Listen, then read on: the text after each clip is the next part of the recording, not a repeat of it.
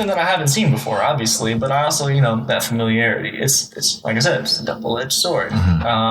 I think Force Awakens was a little too familiar for me. Last Jedi was a little too out there for me. I'm hoping that Rise of Skywalker can stick the landing, bro. You know what? This is what I heard. This is a complete. It's a rumor. Could be true. Could not be true. You're gonna potentially spoil me on this movie. I'm drinking from a Ray cup, by the way, and I don't even really like Ray that much. I support. No, the cause. You know what? I'm not gonna. I probably shouldn't say it because I don't want to spoil it for you. Oh yeah. Yeah, it's not. No, I don't want to say. I can see where if I were to say what I'm about to say, I mean, it could be not true. Dude, but movie spoilers suck. You've been spoiled. I got spoiled on The Force Awakens by a buddy of mine in college. Which was it? The Han Solo. Han Solo. Oh. And I have never been so mad about something in my life. Like I have never thought about violence in regards to a movie before. But I'll do it. It was my buddy sends me a GIF. It's a GIF of a voluptuous booty in a thong, and some dude smacks it in slow mo. And then text pops up, Han Solo dies in Force Awakens. I was like, bro, was it a GIF? Are you fucking kidding me? Yeah, it's a GIF. Who the fuck decided to make that? Dude, person deserves the death penalty. An anarchist. Someone, some men just want to watch the world burn. Bro, I'm sorry for you. I had a similar experience with The Last Jedi. Yeah? Yeah. I went on Twitter. This was and then somebody tweeted to Mark Hamill and he replied, I wish Mark Hamill, I don't know. He replied to a tweet where a woman said, opening, like, from the night before, I'm so sorry that you died. And then he replied, he said, I'm sorry, but I have to block you. And that's how I knew that he died. Luke Skywalker died. And I was just like, fuck. It was just like... That's something in that movie I still haven't come to grips with. Well, Luke Skywalker died. I don't understand why he had to die. Like, if you're going to make it so, like... He can be anywhere, whenever. If he can be off the planet, off his home, if he can transport himself there through the Force. Okay, if he's gonna die anyway, then why not just make him go? Right? Why not just be there? Have the lightsaber fight. Don't tickle our ball sacks. It's so funny, bro. Like, I've used this analogy before, but I've said this about The Last Jedi. It has this rhythm throughout the movie that happens more than once. It has like this cadence, and it's like you're having sex and you're about to come, and then you don't come, and then you're like, okay, well maybe I'll, doesn't happen. Yeah, doesn't happen. Like, is that whenever Holdo comes on screen, your boner just goes away? Yeah, you're like, okay, I think like I'm moving, you're getting me excited, and it just stops. It's like you're kind of like, what the fuck? So for example, like when you see Luke and Kylo, you're in that theater and you're like, okay, this scene actually might make up for everything that's come before. Great score for that scene as well. John Williams delivers. The man always delivers, and he is as Star Wars as George Lucas is Star Wars. Yeah, he is. But yeah, that I don't even. And I'm just like, I look frustrated because it's like I think of what could have been. You know what I'm saying? You see like Luke Skywalker there, and you're thinking we're gonna get the motherfucking showdown. Here he comes, and we don't. Yeah, it's just like some weird Matrix shit, and then Mark's doing his best. Like when you see like those walkers, like you see Kylie's like fire at him, and you're like, oh my fucking god. Yeah. You're like, oh shit. And then you see him still standing, and you're like, okay, something has to go down, and it doesn't, and you're just like, fuck, man, fuck. See, that scene is totally fine with me as is if he doesn't die. Like, I don't like if he's like he did the Force trick to buy the Resistance some time to get away, and then they can meet up with him later in Episode 9. Like, I don't understand like why go through the process of doing all that if he's not even going to fight. Like, what are we saying with that, Ryan? What is Ryan trying to say? Like, the Jedi don't need to fight. Jedi don't. I don't know. He had a lot of other things he shoehorned into the movie that he wanted to say, like trust women and inherently. You know, don't ask them the plan. You know, you know, if they have a plan, you don't need to know. It's fine. You know, back off, bro. Yeah. Don't try to mansplain to me what we're trying to do. Or like, you know, there's good and there's bad that comes with good. Like the same people that build the weapons for the Empire or the Resistance and First Order, they both sell to the Resistance and First Order. Fucking Canto Bight. The most pointless journey. The only reason we went there is just so he could say that. So just so we could say, hey, there's people that make them weapons but they sell them to both sides. There's people, you know, the military industrial complex, bro, and also, you know, save the animals. Come on, dude. Yeah.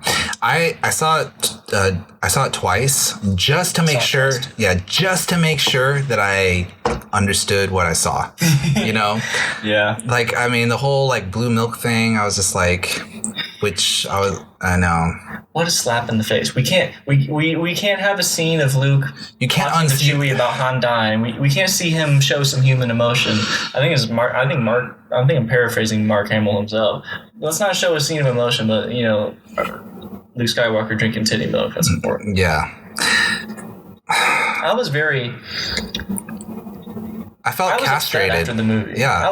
I saw it opening night. I was gonna wait, and I guess I'm putting this out there now. Sorry, Mom. I see every Star Wars movie with my mom. I have, but cool. Last Jedi, I was with my buddy. I was playing fucking Star Wars Battlefront. They released the crate map, you know, right as the movie came out. So I was like, oh, damn, Battle Crate looks dope. I was like, got myself hyped up, got a little baked. I was like, fuck it, I'm going to go see Star Wars. I went at 1 a.m. to go see Last Jedi, and I came out of it so just like shell-shocked. I was like, I can't believe this is what it was. Right. It's like, damn. It's like a tragedy, bro. Like, it literally is. It's like, because to me, bro, it's like, Luke Skywalker to me is one of the most potent. When you look at Luke Skywalker in the original trilogy, he's like the most potent protagonist that there is.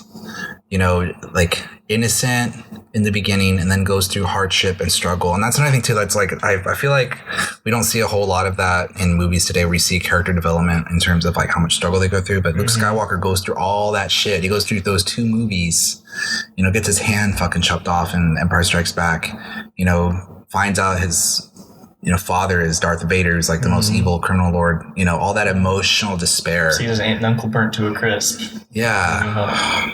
You know what I'm saying? Like, that's fucking like, and so it's like, you know, at the end of Return of the Jedi, you know, Luke Skywalker has like that rank, and then it's like, you're going to throw away all of that and reduce Luke Skywalker to drinking blue titty milk.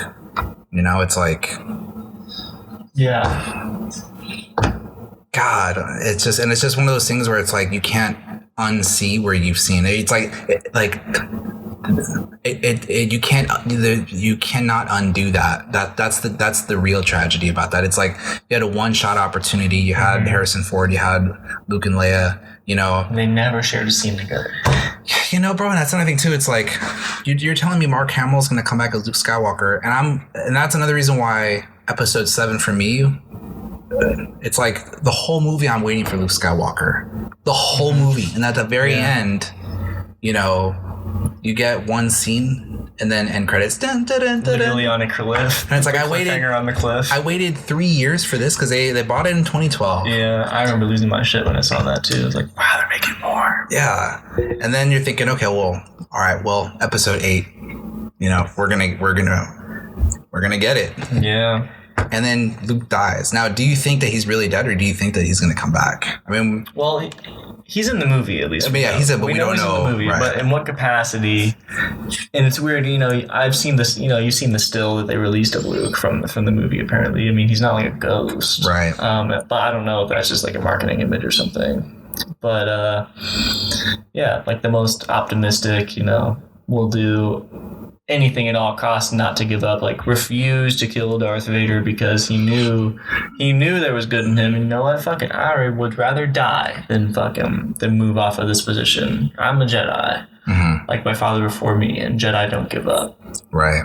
But then he gives up. And then he to kill Kylo, you know, in the middle of the street, and he looks like he just put on Mark Hamill, I'm sorry, I hate to say this, but it looks like that they put on like Just for Men on his beard to make him look younger, and it's so obvious and it looks horrendous. And then he's got that expression on his face, like, you know, and it's like, I couldn't believe it. Like, it was so fake to me when I saw that. I was like, bro. I was like, wow. I mean, you can tell he doesn't agree with. Oh yeah. Like at all. Like there's a YouTube account called Jar Jar Abrams that has a compilation of everything bad, negative that Mark Hamill has had to say about the sequel trilogy so far, and that's a very cathartic watch, bro. You should check that out. Yeah, Jar Jar Abrams. Yeah, I'm gonna check that out. hard to forget.